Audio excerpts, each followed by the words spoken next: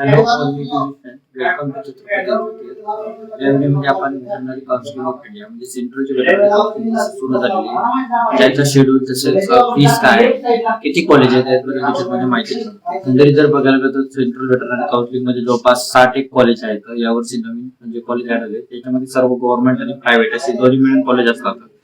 तर त्याचे जवळपास 3 राऊंड होतात. एक राऊंड 1, राऊंड 2, त्याच्यानंतर स्टे वेकन्सी राऊंड. राऊंड 1 जो आहे 18 तारखेला सुरू होणार आहे. 18 तारखेपासून तुम्हाला त्याची चॉईस फिलिंग व रजिस्ट्रेशन 23 तारखेपर्यंत करायचे. त्याच्यानंतर त्याचं म्हणजे जवळपास 6 दिवस तुम्हाला रजिस्ट्रेशन व चॉईस फिलिंगसाठी आहे. त्याच्यानंतर त्याचा रिझल्ट 25 ऑगस्ट रोजी येणार आहे. 25 ऑगस्ट पासून 31 ऑगस्ट पर्यंत त्याची जॉईनिंग आहे.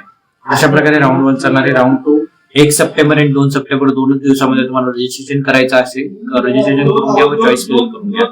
त्यानंतर 3 सप्टेंबरला त्याचा रिझल्ट म्हणजे 4 सप्टेंबरला त्याचा रिझल्ट येणार आहे आणि 4 सप्टेंबर ते 8 सप्टेंबर असं 5 दिवसामध्ये तुम्हाला त्याची जॉईनिंग करायची आहे. आता याचे नियम कसे आहेत, तुम्हाला प्रत्येक राऊंडला कॉलेज लागल्यानंतर त्या कॉलेजला जाऊन रिपोर्टिंग करावेच लागते. तेव्हाच तुम्ही नेक्स्ट राऊंड साठी पार्टिसिपेट असू शकता. फॉर एक्झाम्पल तुम्हाला फर्स्ट राऊंड मध्ये जर कॉलेज भेटलं तर तुम्हाला जर सेकंड राऊंड खेळायचं असेल तुम्हाला फर्स्ट राऊंडच्या कॉलेजला जाऊन रिपोर्टिंग करायचं असेल तिथे तुम्हाला सांगावं लागेल की आम्हाला अपग्रेड करायचं आहे. तेव्हाच तुमचं ते ऍक्सेप्ट केलं जाईल. आणि हे फर्स्ट राऊंड सेकंड राऊंड अशा प्रकारे. स्टे वेकन्सी राऊंडचा असा आहे, स्टे वेकन्सी राऊंड 9 सप्टेंबर रोजी चालू होणार आहे. 9 सप्टेंबर ते 10 सप्टेंबर या 2 दिवसामध्ये तुम्हाला रजिस्ट्रेशन करायचं आहे. स्टे वेकन्सी राऊंडचा एकच नियम आहे, ज्यांनी फर्स्ट व सेकंड राऊंडला रजिस्ट्रेशन केलेले त्यांनी स्टे वेकन्सी राऊंडसाठी पार्टिसिपेट करू शकतात. त्याच्यासाठी स्टे वेकन्सी राऊंड जर तुम्हाला खेळायचं असेल त्याच्यासाठी तुम्हाला 25,000 रुपये फीस पे करावं लागते. एससी आणि एसटी ओबीसी एससी एसटी कॅटेगरीसाठी. त्याच्यानंतर बाकीचे जर कॅटेगरी असेल तर तुम्हाला 50,000 रुपये डिपॉझिट असे फी पे करावी लागते. Open EWS open category EWS category आणि एससी ओबीसी कॅटेगरी जर असेल तुम्हाला जवळपास 50,000 रुपये डिपॉझिट पे करावं लागतं. डिपॉझिट तुमचे जे आहे ते रिफंडेबल आहेत. म्हणजे काउन्सिलिंग प्रोसेस झाल्यानंतर तुमचे तुम्हाला रिटर्न केले जाते. अशा प्रकारे त्याचं डिपॉझिट आहे. आता हे झालं असं ते वेकन्सी राऊंड झाली. ते वेकन्सी राऊंडचा रिझल्ट जो 12 सप्टेंबर रोजी येईल आणि 12 सप्टेंबर ते 15 सप्टेंबर 4 दिवसामध्ये तुम्हाला तिथे जॉईनिंग करायची आहे. नॉर्मल रजिस्ट्रेशन राऊंड 1 आणि राऊंड 2 साठी रजिस्ट्रेशन फीस किती आहे तर तुमची जर कॅटेगरी ओपन असेल तर तुम्हाला ओपन आणि डब्ल्यूएस कॅटेगरी असेल तुम्हाला 1000 रुपये फीस आहे. ओबीसी कॅटेगरी असेल तर तुमची 700 रुपये फीस आहे.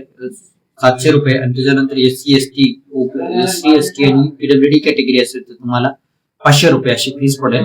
आणि जर तेच तुम्हाला जर वेकन्सी राऊंड मध्ये जर पार्टिसिपेट करायचं असेल तर तुम्हाला फीस जास्त द्यावी लागेल. म्हणजे जवळपास 25,000 रुपये डिपॉझिट आणि 50,000 रुपये कॅटेगरी असेल तर तेवढं डिपॉझिट तुम्हाला भरावे लागेल. आता याचं लक्षात असू द्या, महाराष्ट्रामध्ये जवळपास 6 गव्हर्नमेंट कॉलेज 6 पैकी फक्त 5च गव्हर्नमेंट कॉलेज गेल्या वर्षी पार्टिसिपेट होते. अजून याचा सीट मॅट्रिक्स आलेला नाही. सीट मॅट्रिक्स झाल्यानंतर समजेल की आपल्याला किती कॉलेज याच्यामध्ये यावर्षी महाराष्ट्रामधून पार्टिसिपेट होणार आहेत. आता लवकरच म्हणजे सोमवारपर्यंत सीट मॅट्रिक्स येऊन झाले आणि सोमवारपासूनच त्याची चॉईस फिलिंग पण सोमवार मंगळवारपासून रजिस्ट्रेशन प्रोसेस व काउन्सिलिंग प्रोसेस सुरू आहे. याच्यासाठी कोणी रजिस्ट्रेशन करायला पाहिजे, कोणाकोणाला सेंट्रल मधून काउन्सिलिंग भेटू शकते.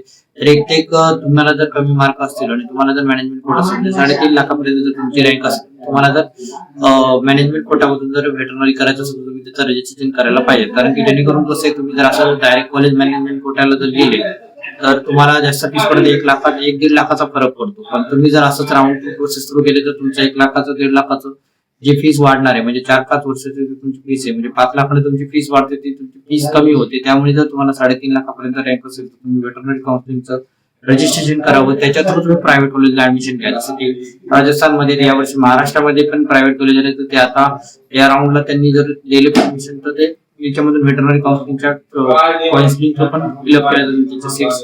त्याच्या थ्रू आपल्याला कळून जाईल. आता लगभग सोमवारी आपल्याला त्याचं सीट मॅट्रिक्स होऊन जाईल. अशा प्रकारे वेटरनरी काउन्सिलिंगची प्रोसेस चालणार आहे.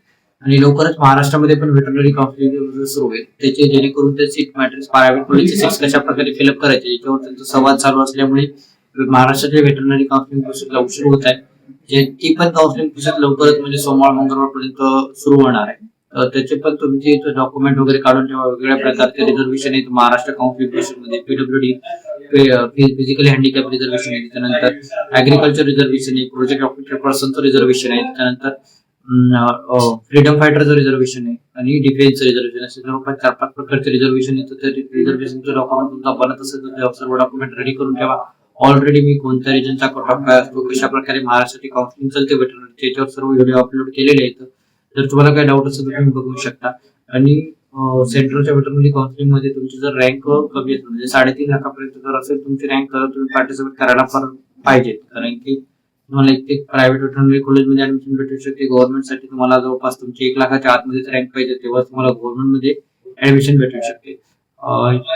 या व्हिडिओमध्ये एवढंच. संपूर्ण माहिती मिळाली असेल तुम्हाला असं मी आशा करतो. जर तुम्हाला या व्यतिरिक्त जर तुम्हाला वेटरनरी सेंट्रलच्या वेटरनरी काउन्सिलिंग बद्दल काय डाऊट असेल, VCI म्हणजे वेटरनरी काउन्सिलिंग ऑफ इंडिया मध्ये जर तुम्हाला काय डाऊट असेल तुम्ही माझ्या संपर्क साधू शकता. तर भेटूया नेक्स्ट व्हिडिओमध्ये महाराष्ट्राच्या वेटरनरी काउन्सिलिंग बद्दल माहिती घेऊन. तोपर्यंत बाय. आणि MBBS BD पण राऊंड महाराष्ट्रामध्ये चालू झालेली, त्याची SML लिस्ट 18 तारखेला येणार आहे व रिझल्ट 26-27 तारखेला येणार आहे. भेटूया नेक्स्ट व्हिडिओमध्ये. तोपर्यंत